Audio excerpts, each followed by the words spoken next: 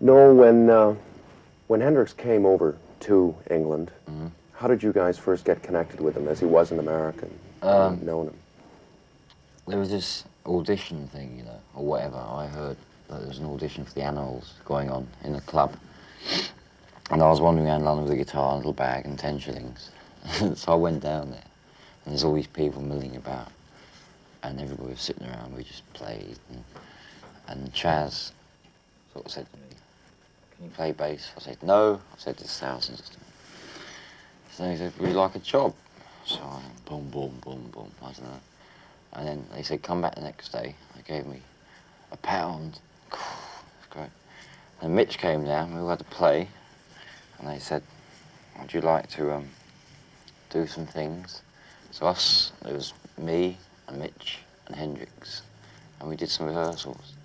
And about a week later, we were doing a show at the Olympia in Paris.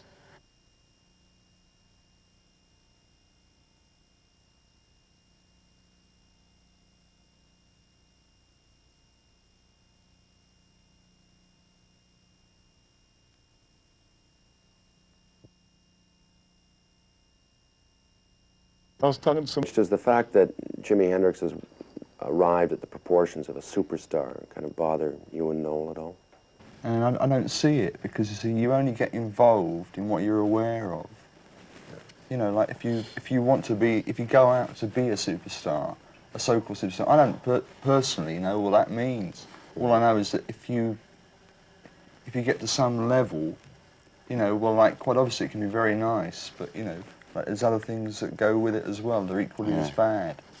So it's up to you what you get involved in, you know. Of course, everybody's people anyway. Everybody's natural, so why should it affect people?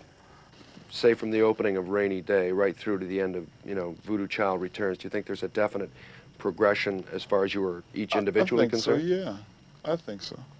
Quite naturally, I would think so. Yeah, that whole LP means so much. You know, it wasn't just slopped together. Every little thing that you hear on there means something. You know, it's not no game that we're playing, trying to blow the public's mind or so forth. It's a thing that we really, really mean. You know, it's part of us, another part of us. So then Electric Lady comes along, and we really got about half of what we wanted to say then. What did you really want to say? Oh, man. It would have taken about 2 more LPs, you know. It would have been a 4 LP. But, you know, thing. what was the basic, Oh, I not can't the say concept, it, you know. but, I can't say it right now because, like, I'm thinking about... It's an unfair question, yeah. It really is. Well, the thing is nowadays, anybody can protest, you know, and anybody can write beautiful songs and all that. But sometimes if you have a talent, or if people are noticing you enough, then you should really try to do as much as you possibly can with it, you know. Like what we're going to do now is chop down the words now and try to make it really tight. And what we're saying is not protesting, but giving the answers or some kind of solution, you know, instead of going towards a negative scene. Nobody's done it yet. Everybody knocks, but nobody kind of comes up with something a right. little more constructive. So that's what I'm working on scene. now. You know, I'm working on that scene. So the next 2 LPs will be like towards that scene, giving some kind of solution for people to grasp. What kind of music do you want to get into now, Mitch? I don't know, you know, music's all the same to me. It's only good and bad. There's different directions, you know, but that's it. I really can't tell. I mean, there are different kinds of, it's like, you know, there's different kinds of clothes you might happen to wear according to your mood. And there's different kinds of music I want to listen to and play according to my mood. You know, it's like, there are certain kinds of musicians. I mean, like Jimi and Noel, right, can bring out a certain feeling in me that other people can't bring out. And there again, like someone else can bring out a different kind of feeling. Which is equally good. Yeah, equally as valid, you know. Just depends on how you feel. As far as the different concert audiences that you're playing to, do they react differently to the Jimi Hendrix experience? I don't know, man. They're just freaking out when we play. But they listen, though, which is a groovy thing. You know, when the audience is quiet while you're playing, that's really great. That means they're listening. Just like around Canada, it's listening, you know. There's a few little piggies in the back row, you know, squealing here and there every once in a while, but I don't know. I don't think about those things. I think about, you know, the feeling that is there. It makes it's like all the spirits like collect for an hour and a half or so. That's where it's supposed to be. It doesn't call for talking or yelling then, does it? You know, the experience represents something in, you know, in world pop culture, not just in England, but all over the world. Yeah, but that's not saying we're giving any social service or anything. I think it comes down to the basic old thing, old cliche, you know, about sort of being in the right time at the right place. Yeah. Mm. I mean, the public, you know, anyone, if anyone enjoys what we're doing, fine. If they don't, I don't give a damn, personally, because I want to carry on playing regardless, you know, because I really believe in what I'm doing. It's up to the people who buy it. They can figure it out. They're not all that dumb. That's why they buy records for, so they can hear things. And they can hear the truth or lies in records, you know. Yeah, but what about someone like Cats and Castanets with their 1910 Fruit Gum Company, Well, who took a nice they're gonna fade away 32-bar soon, song if and all the they groups, just, yeah. you know, they if just all the groups that prostitute make it, you know, all the groups that make a few monies, you know, here and there. Well, if they should get together and get their own thing together, their own label and all that, pretty soon those things will dwindle out, you know. And pretty soon the public will be so smart as where they won't buy those things. They'll do nothing but laugh at them. You know, that's where it's all at. It takes time. Everything takes time. But if everybody is honest to themselves, well, there you go. It all works out in time.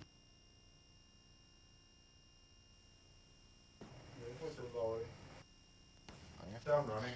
Market. Roll one, experience one, take one. Otherwise known as the Plaster Casters of Chicago. Well, the music that he's into, and in fact all three of you are into really, because I don't think you can narrow it just down to Hendrix. Did all three of you kind of create this sound, or was this primarily a Hendrix trip? No, I think like we'd all just got tired of working for other people and playing other people's music. I mean, I don't really think that any of us knew exactly what we wanted, apart from like, I mean, Noel had been sort of working in very competent groups, you know, but like playing other people's material, and I had, and Jimi had been sort of working with, well, you know, Wilson Pickett, black patent leather hair and shoes to match. Mm-hmm. And I think you just get a little bit tired of it, you know. We just knew that we wanted to do something that was our own. We didn't know quite what was going to come out, you know. We still don't. Well, as far as his happening in England, now as far as when Electric Ladyland was produced, it was probably the most advanced thing the Experience had ever done. As far as the actual recording technique and using the phasing and things like this. And now everybody's gotten into it. Did any of you, have any knowledge of a recording board before? No. No, we just all learned it because when we first started recording, we were put in a studio, we were recording. Hey Joe took 38 takes in about 14 different studios. Yeah. We went from studio to studio, and none of us knew nothing, but I think now any of us could go into a studio and do anything by ourselves. Of course, you don't need knowledge really, you need just confidence.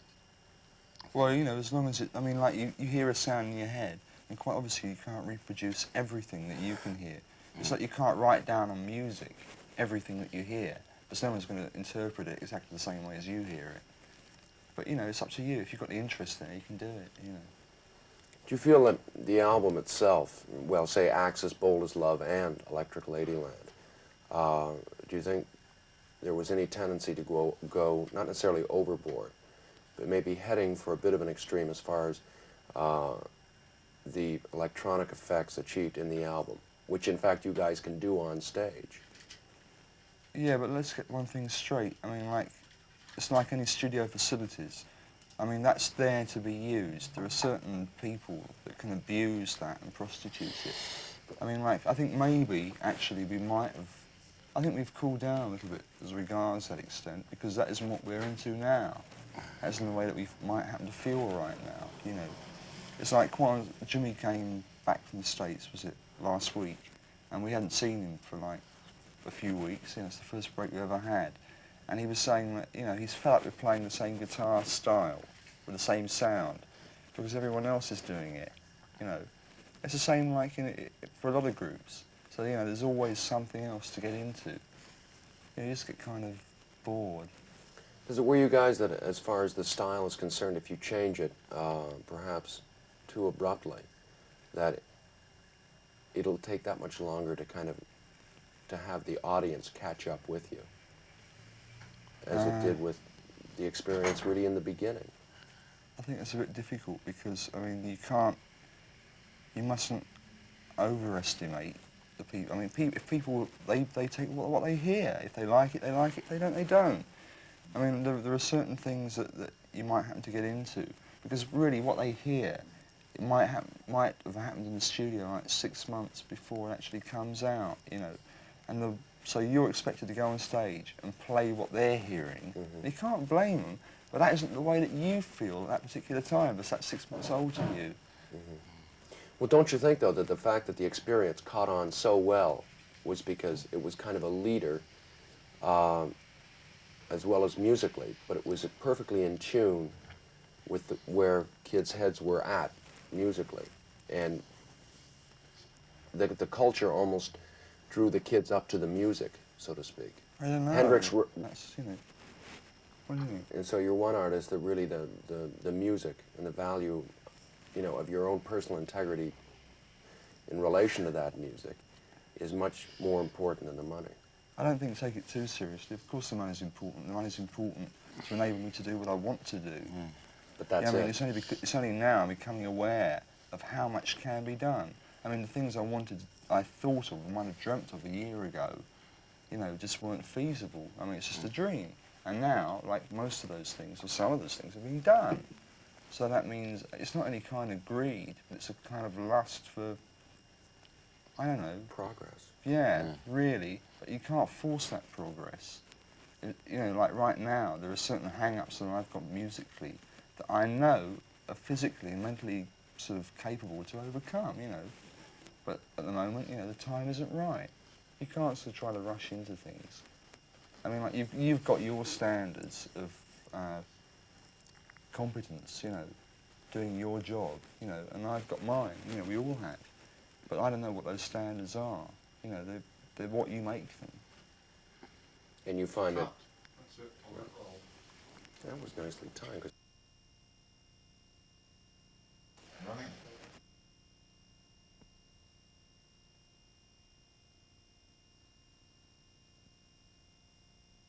Running.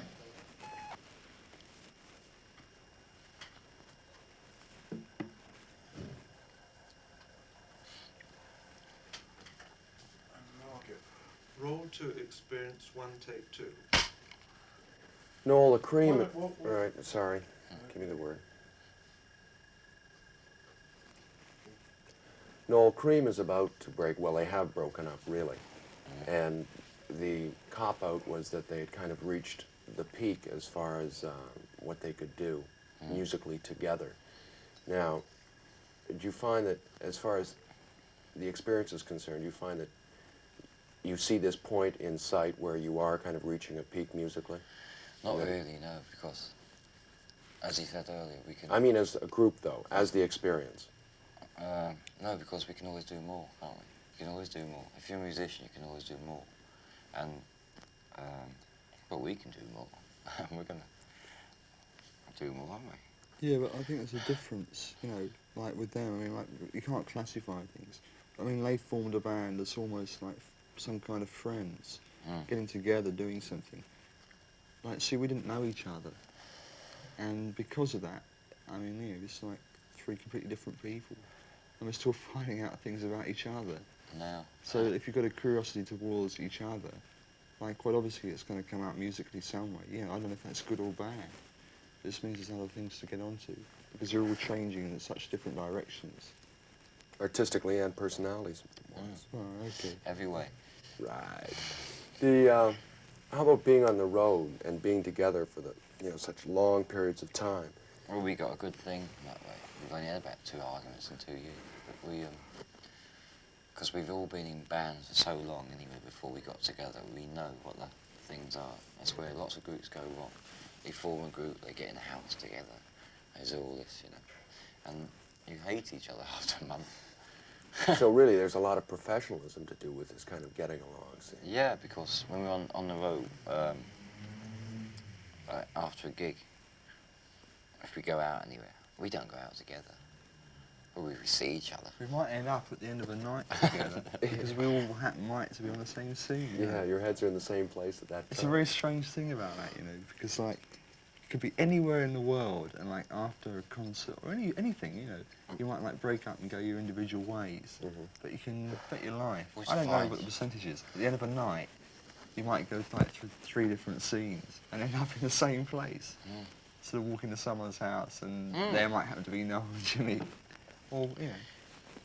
Noel, you're producing a group called Fat Mattress, in which you're a part. How did this all come about, and where's it going to go? There's an old friend of mine called Neil, I used to play with before this group, and earlier this year we started writing some songs, and we thought we'd like to record them, so we did. And we got a bass player, a drummer, and we just done it. Now, what are you going to be playing on this in this group? You're going to be playing lead? Yeah, I did all the guitar and yeah, I don't know, some bass and vocals and writing. We produced it all, we wrote the whole thing. And it's nice, it's turned out good actually. What kind of thing are you into musically with this group? It's very different.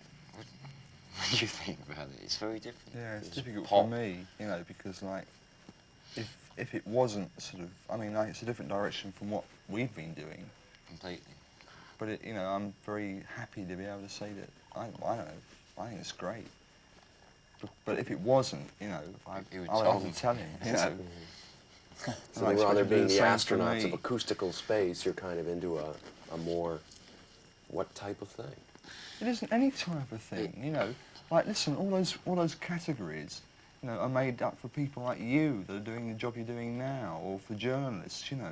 Right. Because they've got to explain. I can Because see we the have to point of view. translate them You've got to translate to the a lot of public. people. Yeah, right. I can see that. It's a mixture. But don't expect me to accept that or understand it, because I can't, you know. Yeah, but I Because don't expect you to understand it.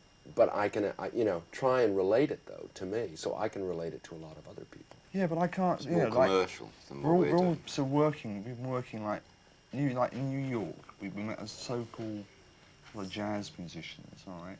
Now I don't know too much about all that really, but I suddenly find that Miles Davis is carrying around a cassette recorder with, I don't know, Jefferson Airplane, you know, whatever on it.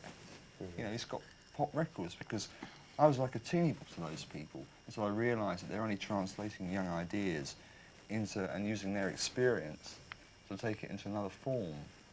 Well, And right. like, you know, they're being sort of easy enough to give us a chance to play with them. Yeah, but I think you're missing in that point because, you know, you seem surprised that Miles Davis is digging the Jefferson Airplane. Well, you know, that doesn't surprise me because when I have to find a category, it doesn't necessarily say, hey, you know, you're a rock musician, therefore, you know, you can't dig jazz. That's not what I mean at all. But all we want to do is translate it for a lot of people that are interested in knowing what Noel is into now, so they can kind of at least know what to expect when they see an album with Fat Mattress on it. Yeah, but the trouble is, like, if it's just going to come out as Fat Mattress, great, you know. But I think the tendency is going to be, like, people are interested. I mean, like, if it's Fat Mattress, they didn't know Noel Redding was on it. I wouldn't want to know, probably. Yeah. But, Noel, would you rather have them say, haha, Noel Redding, Jimi Hendrix Experience, Fat Mattress must be good? Oh, no. Right. It's so that's why we want a category. Oh, I see.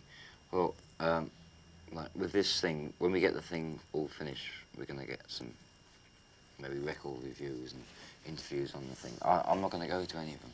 You're saving it. I'm going to send the other three. Okay. Because I've seen it happen so much with groups like us. Anybody say the Rolling Stones, Mick Jagger form straight away, or Traffic, Winwood, but they finished there anyway. You know, it's that, and that shouldn't happen because it's four people. We play together. We've written the whole thing together, and just because I've been successful in another group, why should it affect the fact that I've done something else? It either goes or it doesn't. Right, and I'd rather tell people, listen, Fat Mattress are doing a very groovy kind of music. It's in this vein. Not, hey, it's Noel Redding's group, Right. Jimi Hendrix Experience. It's got to be good. I know. Right, but at the same Yes. time, like, it's only, like, unfortunately, It's going a to help lot of journalists aren't going to take any interest. I mean, like, especially in the States, if there's 400 albums or 400 records, singles coming out a week, they might play, you can't expect to listen to every single thing that's happening. They might listen to 10 seconds of it. And if it's a group with a Fat Mattress, they don't often get a chance, you know. So, like, you've got it in your mind, like, are you going to prostitute, you know, or abuse what you're doing by going out and saying, well, you know, like, this is Noel Redding, it's got to be valid, you know, it's got to be saying something, or, you know, people are going to be interested because of that. I think it should be that way. Okay. Market. Roll 2 reverses, 1 take 3. Had he been in England a long time?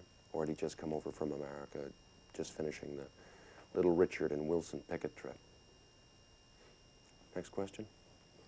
Gotta be fast on these. Hey Joe, discussing Hey Joe being the thing that happened. Next. Does Jimmy's star image Yeah. bother you? Can you discuss Electric Ladyland? Now, Electric Ladyland and Axis Bold as Love, you kind of, you know, progressed tremendously as far as electronic processes were concerned. Now, do you think this is, oh shit, that quite, yeah, forget it. Forget that question. Your music seems to be where people are at. Yeah. Noel, do you think the fact that your music was really an integral part of the pop culture, do you think it kind of pulled the audience up to your particular level, because you probably were at least 2 years ahead of yourself when the Jimi Hendrix Experience started? No, the Cream broke up because they got to their peak. Yeah. With this, you get to that. Yeah. Noel, Cream broke up. Supposedly their cop-out was that they had reached the heights as far as what they could do musically together. Now, do you find this happening with the Jimi Hendrix Experience at all, as far as where you guys have come from musically and how much farther you can go? And then you go on about professionalism and do they hassle each other? Yeah. Now, when you're on the road, do you, when you're on the road, how do you guys find that there are, you know, many personality hassles? And the last one is the mattress, fat mattress. Yeah. Noel, you're producing Fat Mattress now. Is this kind of a, what kind of thing are you into musically with this group? Okay.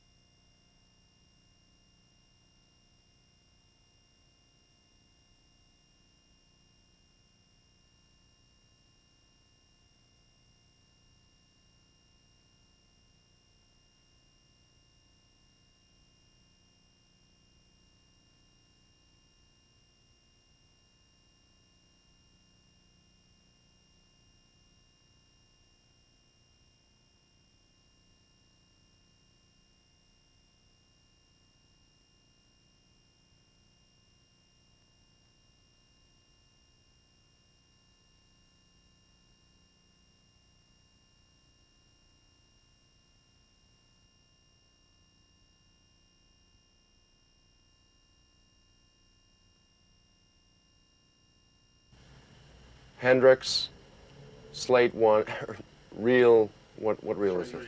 Reel 3, take 1. Okay? Yeah. Right. Well, here we sit, ensconced in the bedroom of Jimi Hendrix in London. Jimmy, it's been kind of a very fast road that kind of took a long time as far as reaching the top is concerned. Wilson Pickett, Little Richard, things like that, and now probably the hottest group in the world, along with the Beatles. How did it happen so fast for you? Oh, I don't know. I don't look at things like that too much anyway. So fine, I just got tired of it and got a group together myself in the village. And then they started playing ever since. How about the Curtis Knight thing? How long did that stay together? That was right before all this. You know, I was just playing behind him, you know. And then, like, that record was nothing but, like, there's about 2 songs in there that I play about 3 or 4 seconds with, you know. There's nothing but a big hype. Because, like, I used to work with Curtis Knight and all that, and since we had a chance to get something together ourselves, well, then Curtis Knight and his little band of evils, you know, decided to try to capitalize, which is a common thing to do in the record scene, which is wrong, you know, which is some things that we should try to take care of. Most groups now that have a chance to make a little bit of money, they should try to form their own thing, as to where the record scene won't go into the hands of these crooks, you know, with the Mickey Mouse songs, like the 1910 Fruit Gum chewing wire, something, I don't know, man. Maybe See, somebody will assassinate cats and castanets or something. Right. But I was digging, Jimmy, when you came over to England, did it occur to you that perhaps a lot of American artists had come over to England and made it, whereas they hadn't in America? No, I wasn't thinking about nothing but the idea of going to England. That's all I was thinking about. Because I like to travel, you know. One place bores me too long, so I have to, you know, try to see if I can get something together by moving somewhere else. That's why I'm glad we got this group. And the idea of England, this was the idea of England itself. I said, wow, you know, I've never been there before. The albums, as far as the progression of them from, you know, the first one, Are You Experienced, and then up through Axis, Bold as Love, and finally Electric Ladyland, you grew tremendously as far as the production in it. Did you work really very hard at getting this scene together, or did you find it came naturally Well, to you? when we recorded our last LP, the Electric Ladyland, we was touring at the same time, which is hard to do, because that means you have to concentrate on two things. You have to do a good show tonight, and then plus tomorrow morning at 6 o'clock, you have to go into the studios, you know. And so it was really hard. So I got down half the things that I really wanted to get down during that period. But see, like LPs to us are like personal diaries, you know. That's why I like all the other songs we did. I'm not saying they're better than anything else, but I just like them. I have personal feelings for anything that we recorded that we released, you know. But I just wish that we wasn't touring so much in that Electric Lady. We produced it ourselves. Yeah. Yeah. So you don't think that really from you Well, know, it took the away opening from of the LP. Hmm? Well, all that moving around took away from the LP. But like, we're going to produce our next one, and our next one, you know, we're going to produce all our stuff. at one straight thing? Yeah. So then, so you learn about the studio a little more, about sounds, how to clear up your sounds. You know, I think we had very good ideas in the last one, but like, if it could have been just a tiny bit clearer and a little more dynamic, you know, what I like the best of anything, you know, I think it really would have paid off. Well, do you Well, think like, as far as changes you're going through as you do it? yeah, right, exactly. That's the exact words. The changes that we're going through. You know, you can hear the changes from Are You Experienced, loud and brash and frustrated, you know, and rebellious and so forth. And then trying to maybe, with Axes, then trying to maybe cool everything down a little bit and like bring some beautiful stories together, maybe say certain things here and there, you know. Castles made of sand. Yeah, for instance, yeah. And then if 6 was 9, you know. Yeah. And then people start picking on us all the time, and they're always saying, why don't you do this, why don't you do that? So well, give us a chance, you know, things happen in time. We're learning the studio. We want to do it all ourselves because we have definite ideas.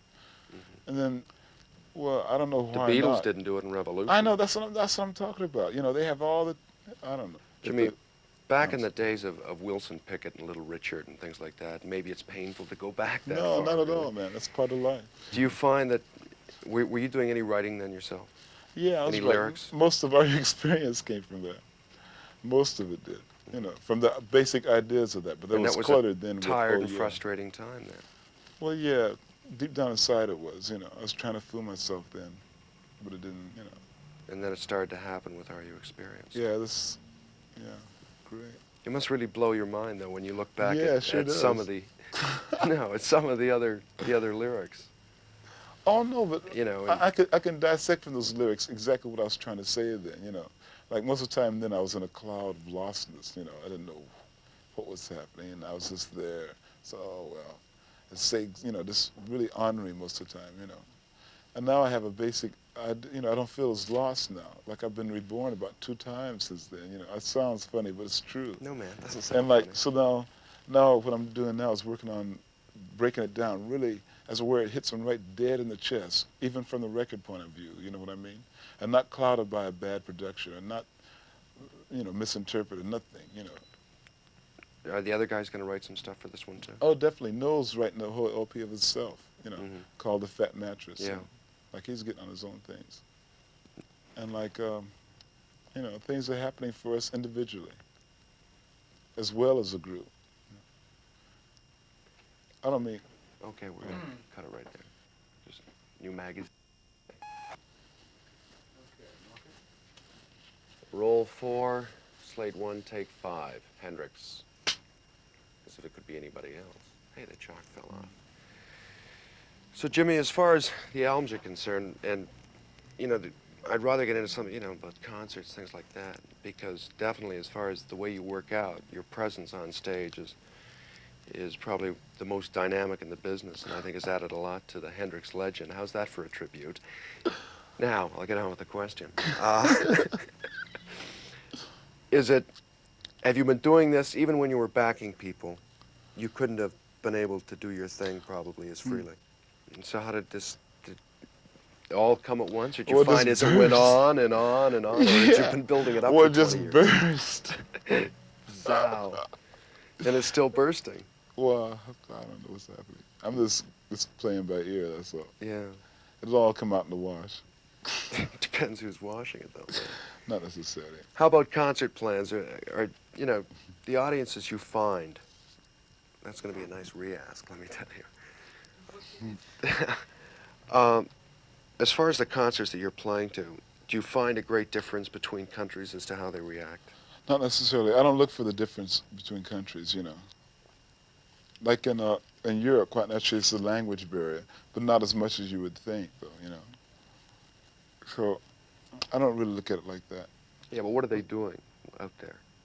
Because it's a weird thing with another artist doing what you do on stage. They feel paranoid. It would be either a paranoia trip for a lot of kids in that audience, or they would really, they do the squealing thing because they figured, you know, that you were coming on super sexually, and yet you're doing that and you're playing the acts the way you do. So and they're still listening. Do you think Morrison's tried to do that lately? Pardon? Do you think Morrison's tried to do that lately? Morrison. Oh, Jimi. yeah. Right. I don't know. I haven't had a chance to keep up with all that stuff. You know. Because he's doing a very quiet thing as far as his presence is concerned. How about doing your thing with the teeth? Oh man, I like to do that. With Yeah. the teeth? If you notice, there's a different tone quality. If you notice. Hey, you're putting me like on, that. Jimmy. Now come on, man. Those Really. are real notes that I'm playing. What do you mean by that? Yeah, but I mean, as far as, you know, I mean, you're not going to tell me that the only reason that you're No, doing I didn't the say teeth that. I thing didn't say that. I said is because of the tone. self-satisfaction at first. Remember when I said that? Well, all that is included. That's visual, isn't it? Mm-hmm. Right. There you go. They get on you a lot for that. You're For putting instance, together right but now. I'm just kidding, you know. Yeah, I know. The what about plans now that Noel's producing his own group? Now, does this hint at his splitting from the experience or what? Not necessarily. The group itself will probably be together, you know, for a while. But like, as far as, don't forget, each individual person wants to do his own thing too. You know, that doesn't mean you have to break up the group. Right. You know, so then he's doing his own thing in the meantime, and I like to do my own thing in the meantime. So would Mitch. You know, that's what it's all about. So it's not going to conflict. Not necessarily, no. Not unless we wanted to. Where do you think the music scene is heading as far as the popularization of blues is concerned? Do you think it's going to hurt the blues as such and kind of bastardize them? I don't know. Blues is Elmore James, Muddy Waters, and Latin Hopkins, and Howlin' Wolf, you know. All those cats, you can't mess with those because they're down on record already. What about the people like Mayo? Yeah, well, that's it's up to them then, you know. If it's no good, well, it doesn't last, you know. It doesn't stick in the soul of the person as he lives from 6 to 60, you know. So all the real things stick. So that's where blues is at. You might as well call it some other kind of music. Yeah, but what if the record companies get a hold of it? Well, let them get a hold of it. And do you think honesty can stay as far as, you know, Billboard Top 100s and record sales be, I don't know. you know, yeah. being so important? All that'll psych itself out, you know. Okay. Okay. I believe you only saw your grandson perform just the once. Just the once. Out to the Coliseum. It was in 68. And I went out there and had a seat right down in the front, almost in the front. And it was so noisy, I said, well, I've got to get out of here. And so in the meantime, my daughter-in-law, she came in and says, Mama, you have to get out of this. It's too much noise for you. I said, yes. I was just going to move. If you hadn't come and got me, I was going to go anyway. So I said, this noise is too much for me. All those drums. And the way he was picking that guitar, my gracious life, I don't see how he could stand all that noise. Was this the same Jimi Hendrix that you knew as a wee boy? Yes, it's the same Jimi Hendrix that I knew as a wee boy. And I was so surprised, you know, to see him, you know, had grown up, you know, to be a young man, you know, and all that music, Italian. Oh, well, I knew he had music in him because when he was small, his daddy bought him a guitar, an old guitar for him to play on, you know, around with the boys. And one night they had a little party somewhere, and he played for this dance, and oh, they had a lovely, lovely time and everything. So I knew he was musical, but I didn't know that he had that much music in him, you see. There's no point in skipping it, Grandma, but what about, I mean, you yourself had all the instincts to be in showbiz, didn't you? Yes. Oh, yes, I liked it. I liked him with being in it. I thought it was great. But you're not kind of frightened by it today with this drug business? That's it. That's just it. That's the thing. You see, that drug business is terrible. That's getting all the young people. And I was a lot of time when I thought about it, I said, oh, I hope he don't get in it too early. Well, give himself a few years, because he's going to get in it, because they're all in it. You can't get around it, because they're in it. And I said, I hope he give himself a few years before he get in it himself.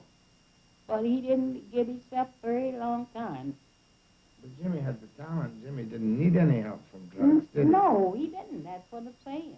When he was here and we was together out at my daughter-in-law's house, and when we came home, she brought us home, you see, from out her house, and he rode along in the car. His father and his mother was there, and brought me home, and we was singing and talking, you know, all just so nice.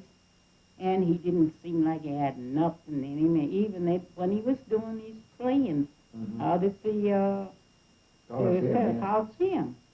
And we were supposed to get some pictures, but the fellow that was taking the pictures, I don't know what happened to him, so we never did get no pictures from out there. And I'm very sorry, because he never got back here anymore.